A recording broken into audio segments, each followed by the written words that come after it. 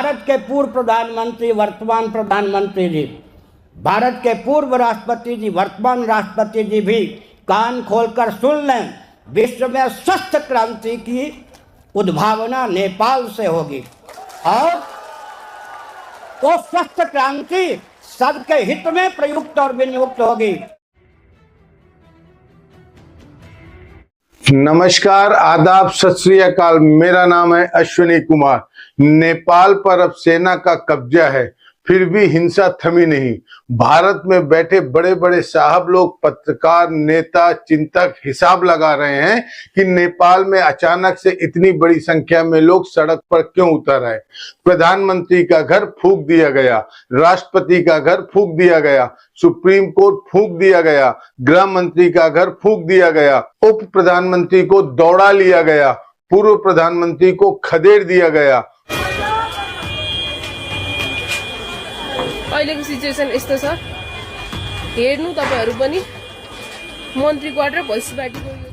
पूछा जा रहा है कि नेपाल में जो हुआ, क्या सब कुछ वाकई स्वतः स्फूर्त था, स्पॉन्टेनियस? क्या सचमुच में सिर्फ भ्रष्टाचार इसके पीछे वजह है, या फिर कुछ ऐसी चीजें हैं जिन्हें जानबूझकर नजरअंदाज किया जा रहा है? और अगर किसी चीज को नजरअंदाज किया जा रहा है तो वह चीज क्या है? तो सुनिए, वह चीज है जाति। नेपाल का यह आंदोलन लोकतंत्र में ब्राह्मणों और राजपूतों की प्रभुसत्ता के खिलाफ भी विद्रोह है।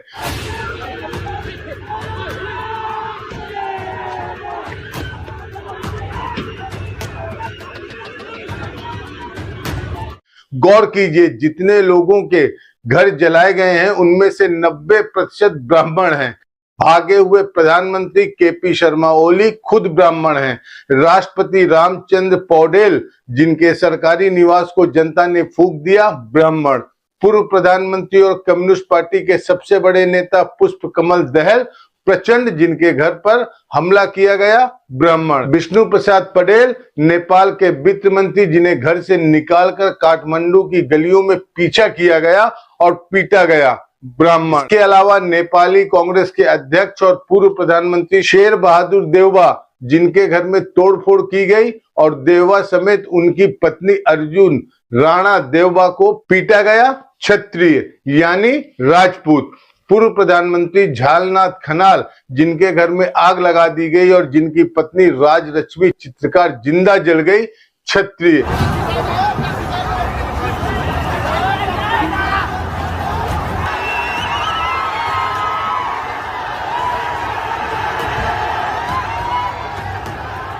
तो यह कहना है कि नेपाल में भड़की हिंसा के पीछे केवल भ्रष्टाचार है, इसकी व्यापकता का सरलीकरण करने जैसा है। हकीकत यह है कि नेपाल की राजनीति में, न्यायपालिका में, अफसरशाही में, कारोबार में, दूसरे प्रभावी क्षेत्रों में जिस तरह से ब्राह्मणों और राजपूतों का लगभग एकाधिकार है, उसकी वजह से बरसों बरस से दूसरी जातियों के लोगों में एक गुस्सा पल रहा था। यह आंदोलन प्रतिनिधित्व की भी लड़ाई है। लोगों को लगता है कि उनकी आवाज जात के आधार पर दबाई जा रही है। नेपाल में ब्राह्मणों को बाहुल और क्षत्रिय को क्षेत्रीय कहते हैं।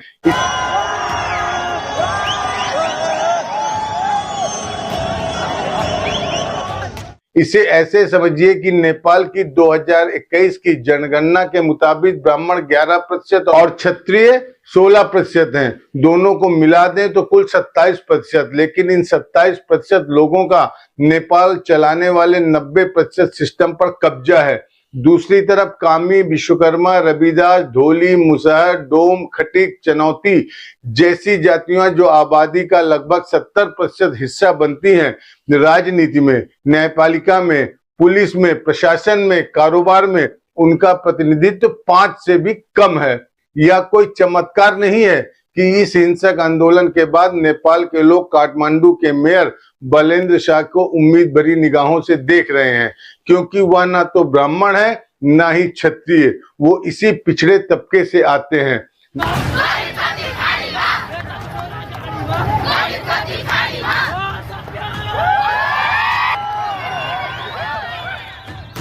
नेपाल के लोग अपने नेताओं से खफा हैं, लेकिन उनकी जातीय पृष्ठभूमि को दरकिनार करके पूरी तस्वीर समझ में नहीं आएगी।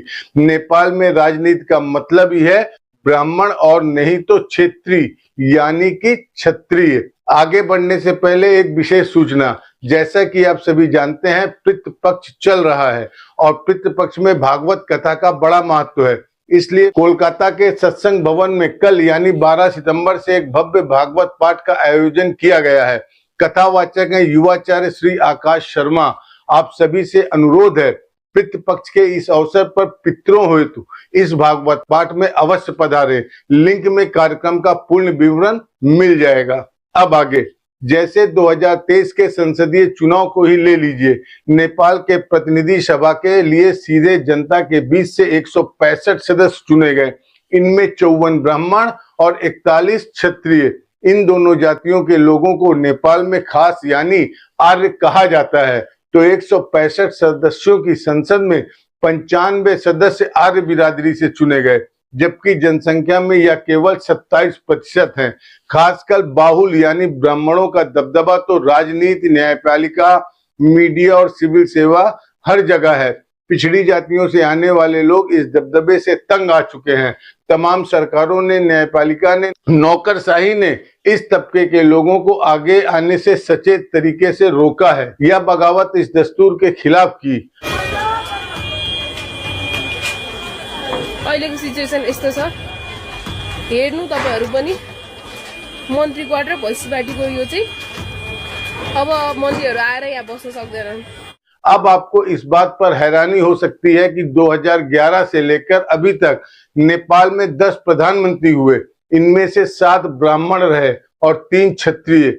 जरा सुन लीजिए, बाबूराम भट्टराई ब्राह्मण, सुशील कोइराला ब्राह्मण, केपी शर्मा तो 3 बार प्रधानमंत्री रहे ब्राह्मण, पुष्प कमल दहल प्रचंड 2 बार प्रधानमंत्री रहे ब्राह्मण, शेर बहादुर देवबा 2 बार पीएम रहे क्षत्रिय और झलनाथ खनाल क्षत्रिय। और सुनिए, नेपाल में 1951 से लेकर अभी तक कुल 29 प्रधानमंत्री हुए और इनमें से 16 ब्राह्मण रहे और 12 क्षत्रिय।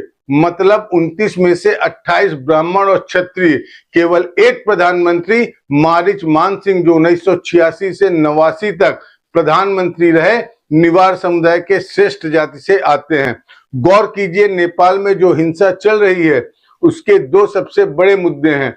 पहला भ्रष्टाचार और दूसरा भाई भतीजावाद, मतलब परिवार को बढ़ावा देना। यह राजनीति से लेकर न्यायपालिका और प्रशासन तक हर जगह है और इन क्षेत्रों में किस जाति के लोग हैं यह हमने आपको बताया। सोशल मीडिया पर कुछ पोस्ट में राजनीतिक इलीट से मुक्ति को लक्ष्य बताया गया। इसका मतलब है जाति आधारित असमानता से आजादी।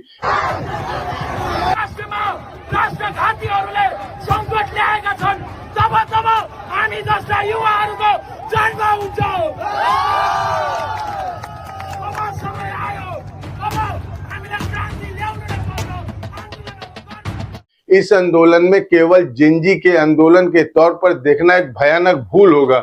यह भी देखना होगा कि यह जेनजी किस तबके से आता है। यह उस तबके से आता है जिसकी आकांक्षाओं को पीढ़ियों से कुचला गया है, जिसे कभी भी वाजिब प्रतिनिधित्व नहीं दिया गया। यहाँ तक कि वर्ग समानता की बात करने वाली कम्युनिस्ट पार्टी तक ने उन्हें हाशिए पर फेंक रखा है।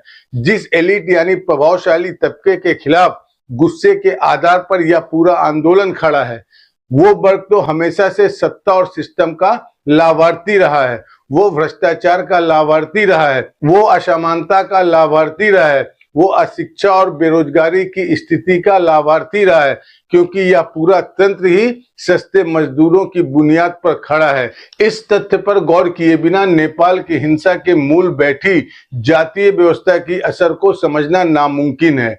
इस वीडियो में इतना ही, लेकिन अगर आपने एस भारत हिंदी को अब तक सब्सक्राइब नहीं किया है तो फौरन कर लीजिए।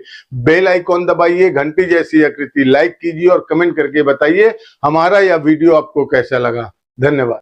स्वतंत्र और आजाद पत्रकारिता का समर्थन कीजिए, सच में मेरा साथी बनिए। बहुत आसान है दोस्तों, इस सब्सक्राइब बटन को क्लिक करिए और हमारे चैनल को सब्सक्राइब करिए। साथ में बगल में बेल आइकॉन को दबाइए, जिससे हमारी हर खबर आप तक सबसे पहले पहुंच सके।